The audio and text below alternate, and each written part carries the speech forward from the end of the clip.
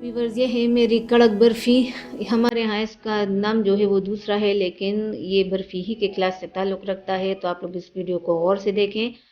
आप लोग इसको अगर फॉरवर्ड में देखते हैं तो बेहतर है कि ना देखें। ये देखें, मैं इसका एक क्लोज शॉट जो है वो आप लोगों को दिखा रही हूँ। ये आम बर्फ़ी की तरह नहीं होता, ये कहीं कहीं से कड़क और कहीं कहीं से बुरबुरा सा होता है।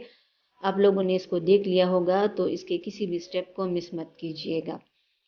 हेलो व्यूवर्स, आज मैं आप लोगों के साथ यही बर्फ़ी इसकी जो रेसिपी है वो शेयर करने जा रही हूँ। इसके लिए मैंने एक प्याला लिया है। चंद एक बातें हैं कि जिसको गौर से सुने।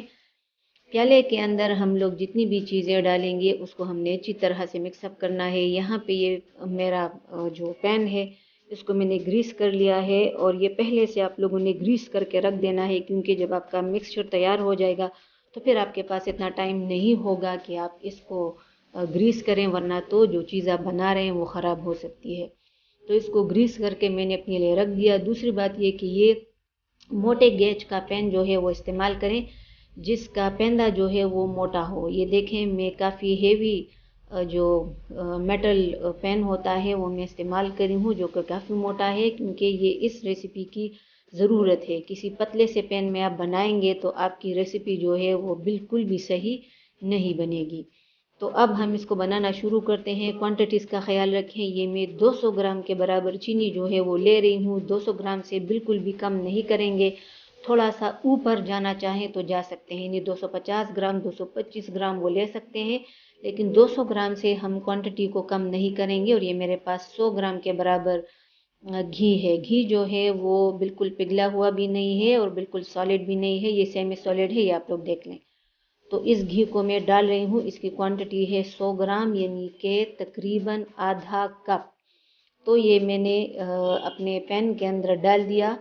चंद एक चीज़ें मैं अभी डालूंगी और चंद एक जो हैं वो हम बाद में जब हमारी रेसिपी बनेगी तो उसके दौरान हम लोग इसके अंदर शामिल करेंगे। गौर से इसके टेक्सचर को, कलर को आप लोगों ने नोट करना है, क्योंकि वो उसको नोट करना ज़रूरी है। अब ये मैं इसके अंदर अंडे डाल रही हूँ। ये 3 अदद अंडे मैं इसके अंदर शामिल करूँगी। ये 3 अदद अंडे जो हैं वो मैंने इसके अंदर शामिल कर लिए, और अब इनको मैं अच्छी तरह से मिक्सअप करूँगी। जो लोग मैसू बनाते हैं अंडे का, ये अंडे का मैसू नहीं है। ये बर्फ़ी की एक किस्म है, जो कि हमारे यहाँ जब हम लोग बाज़ार से मिठाइयाँ मंगवाते हैं तो हमें ये मिलती हैं, और ये रेसिपी किसी मिठाई वाले से मैंने सीखी है। तो मैं आप लोगों के साथ इसको शेयर कर रही हूँ। ये मैं अच्छी तरह से तमाम चीज़ों को यकजान कर रही हूँ। यकजान करना ज़रूरी है, बस सिर्फ हल्का हल्का मिक्सअप करके काफ़ी नहीं है। तो इसलिए अच्छी तरह से मैं इसको मिक्सअप कर रही हूँ कि घी, उसके दाने, अंडे और चीनी सब कुछ आपस में मिक्सअप हो जाए और चीनी जो है वो घुल जाए तकरीबन। तो इसका मिक्स जो है वो मैंने तैयार कर लिया। बीच में से मैंने कटिंग की है, मुझे काफ़ी ज़्यादा टाइम लगा इसको मिक्सअप करने में। तो अब मैंने अपना पैन जो है वो उठा लिया और इसके अंदर मैं अपना ये मिक्सचर डाल लेने जा रही हूँ। और इसको डाल लेने के बाद इसको मैं चूल्हे पर, ये देखें, अंदर से चीनी जो है वो तकरीबन घुल चुकी है। इसका घुलना जो है वो ज़रूरी है। हल्के हल्के दाने रहते हैं तो वो सही है, लेकिन घुलना ज़रूरी है। तो ये मैंने अपने पैन के अंदर अपना मिक्सचर जो है वो डाल दिया। और यहाँ पे आप लोग फ्लेम देखें, ये इतने स्लो फ्लेम के इसको मैं पहले पकाऊंगी, और जब इसका एक स्टेज आएगा फिर मैं आप लोगों को बता दूंगी कि अब आप इसके फ्लेम को हाई कर सकते हैं। तो मैं मुसलसल इसको विस्क की मदद से मिक्सअप किए जा रही हूँ। ये देखें, इसके अंदर हल्के हल्के बबल्स जो हैं वो बनना शुरू हो चुके हैं। तकरीबन 20 मिनट बाद ये बबल्स आप लोगों को नज़र आ रहे होंगे। अब मैं इसके फ्लेम को हाई कर रही हूँ, यानी ये आप देखें, लो जो है उसको देख लें। अब इसको इस फ्लेम के ऊपर मैंने मज़ीद पकाना है। जो हमने शुरू में फ्लेम रखा था उससे थोड़ा सा हाई करेंगे। अब मैं इसको फिर से दोबारा से मिक्सअप कर रही हूँ। जब इसके अंदर से यानी हल्का हल्का सा घी जो है वो निकलने लगेगा तो तब हम इसके अंदर बाकी की जो इंग्रेडिएंट्स हैं वो हम शामिल करेंगे। तो मैं इसको मुसलसल विस्क की मदद से मिक्सअप किए जा रही हूँ। इसको मैं नहीं छोड़ूंगी, वरना तो जो मेरा रिज़ल्ट है वो बिल्कुल उलट हो जाएगा। तो इसी तरह से आप लोग भी करें। अब मैं इसके अंदर ये ऑरेंज कलर शामिल कर रही हूँ।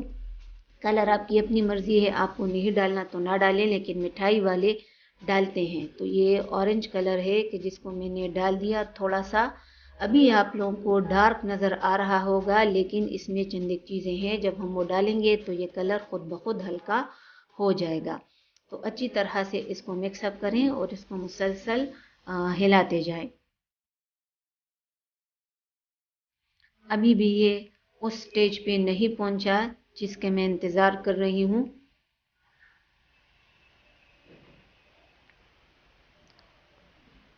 अब ये मैं शामिल कर रही हूँ इलायची, पिसी हुई इलायचियाँ हैं। मैंने तकरीबन 12 अदद जो इलायचियाँ हैं वो ली थी।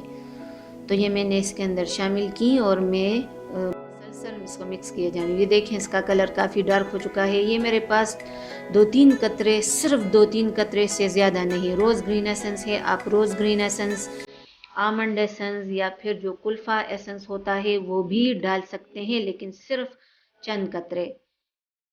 इसके टेक्सचर में काफ़ी ज़्यादा तब्दीली जो है वो आ चुकी है, लेकिन ये अभी भी यानी रेडी जो है वो नहीं हुआ। और इस जब किनारों पे हल्का हल्का घी मुझे नज़र आने लगा तो उस वक्त मैंने इसके अंदर 2 टेबलस्पून सूजी और 1 cup dry milk powder, full cream dry milk powder डाल दिया।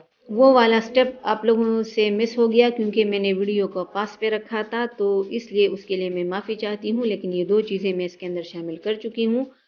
अब जब इसका दाना जो है वो मुकम्मल तौर पे बनने लगा तो इसको मैं सांचे के अंदर डाल रही हूँ जो कि पहले से ग्रीस्ड है। तो ये आप लोग देख लें कि मैं इसको अपने मोल्ड के अंदर किस तरह से डाल रही हूँ।